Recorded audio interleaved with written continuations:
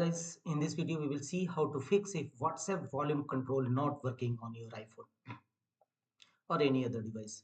So to fix this issue, if WhatsApp volume control not working properly, then to fix this issue, restart your iPhone. This is the first and initial workaround to fix this issue. So restart your iPhone or any other device, simply restart, and after that,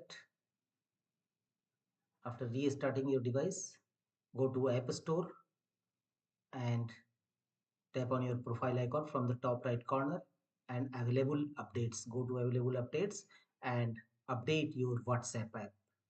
These two workarounds simple. Restart your iPhone and update your WhatsApp app.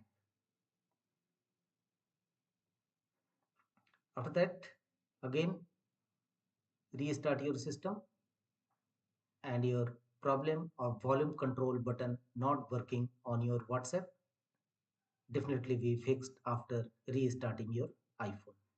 That's all.